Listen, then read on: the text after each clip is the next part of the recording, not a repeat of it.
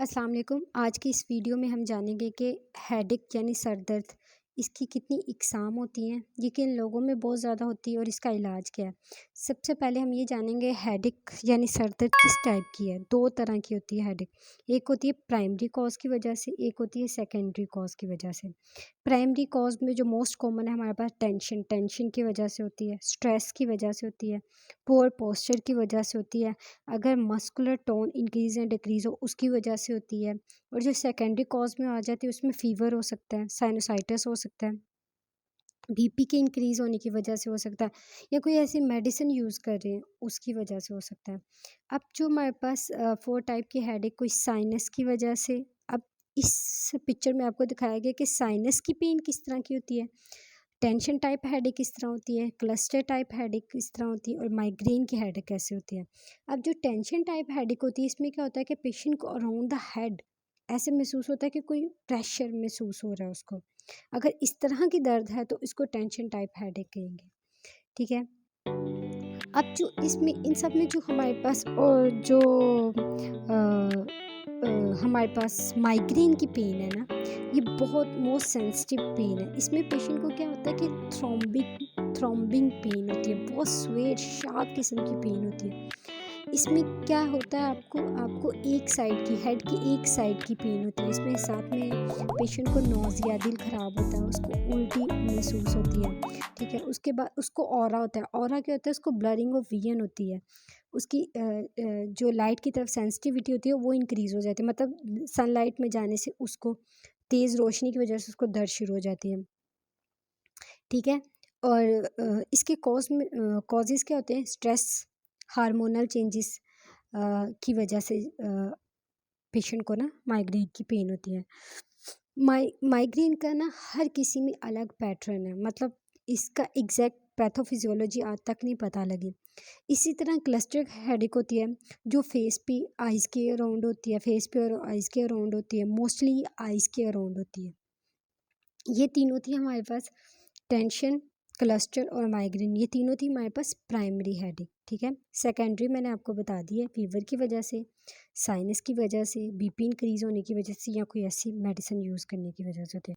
अब जैसा कि इस पिक्चर में दिखाया गया है कि क्लस्टर हेडेक के सिम्टम्स क्या होते हैं, पेन होती है वन साइड ऑफ हेड पे, आँखों से पानी आता है, और अराउंड द आइज़ उसको पेन होती है। ठीक है। और इसके अलावा पेशेंट को फ्लशिंग, स्वेटिंग, ड्रॉपिंग आईलिड होता है, रनी नोज़ वगैरह भी हो सकता है। अब ये डिफरेंस है हमारे पास माइग्रेन में और हेडेक में। ठीक है। अब हम पढ़ते हैं कि माइग्रेन के मोस्ट कॉमन कॉजेज़ कौन से होते हैं और माइग्रेन की जो पेन होती है वो किस तरह की होती है। जो माइग्रेन की पेन होती है ना, ये 20 से 25 साल तक लंबी चलती है। इसमें क्या होता है, अक्सर मेडिसिन खा भी लेना तो कुछ टाइम के लिए फ़र्क पड़ता है, या 2 आवर्स के बाद फिर वो दोबारा शुरू हो जाती है। ठीक है। अब माइग्रेन की पेन किस वजह से इंक्रीज़ होती है, कुछ लोगों में चॉकलेट खाने से होती है, या अगर कॉफ़ी पीने से ज़्यादा होती है, जैसे ऊंची आवाज़, जो लाउड नॉइस होती है, म्यूज़िक होता है, इस वजह से भी पेशेंट को ये जो पेन होती है ना, ये बढ़ जाती है इन सब चीज़ों से। ठीक है। अगर अब इसमें कुछ रेड अलर्ट्स होते हैं, मगर जैसा कि अगर आपको हेडेक के साथ-साथ अगर आपको एक बहुत शदीद सर दर्द है, उसके साथ आपको चक्कर आने लग गए हैं, या वीकनेस फ़ील हो रही है, आँखों के सामने अंधेरा आ रहा है, तो आपको फ़ौरन डॉक्टर के पास जाना चाहिए। ये उस केस में जब हेडेक पेशेंट को हो रही है। ठीक है। ये तो सारा था माइग्रेन का। अब इसके कॉजेज़ कौन-कौन से हैं हमारे पास? अब इसके कॉज़ क्या होते हैं? फैमिली हिस्ट्री होती है। ठीक है। जिनमें फैमिली हिस्ट्री हो उन लोगों को बहुत ज़्यादा हेडेक, माइग्रेन की जो पेन है ना, वो बहुत ज़्यादा कॉमन होती है।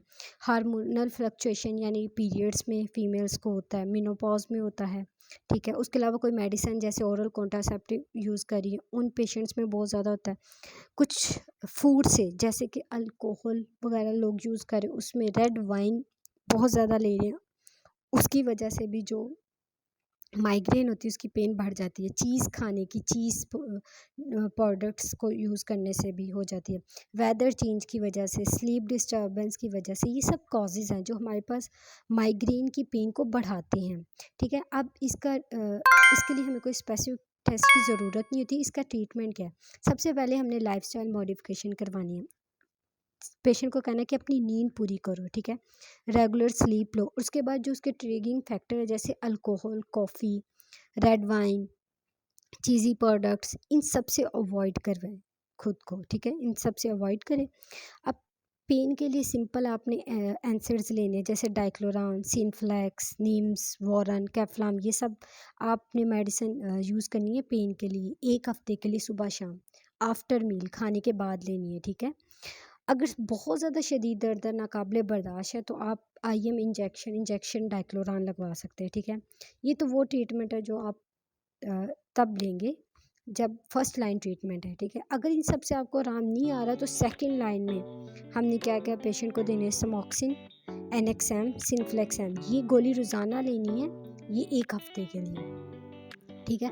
अगर इससे भी आराम नहीं आ रहा तो उसके बाद बीटा ब्लॉकर्स, ठीक है, जिसमें इंड्रॉल वगैरह आ जाती है, ये टैबलेट यूज़ करनी है। उसके अलावा पेशेंट को साथ में हम कहते हैं कि रोलिंग कैप्सूल भी ज़रूर लें, क्योंकि वो एनसेड्स ले रहा होता है ना, उसकी वजह से उसको स्टमक अपसेट हो जाता है। और एक उसके बाद एक मल्टीविटामिन्स भी यूज़ करनी है, एक गोली रोज़ाना, मेथिकोबाल वगैरह आप ले सकते हैं, ठीक है।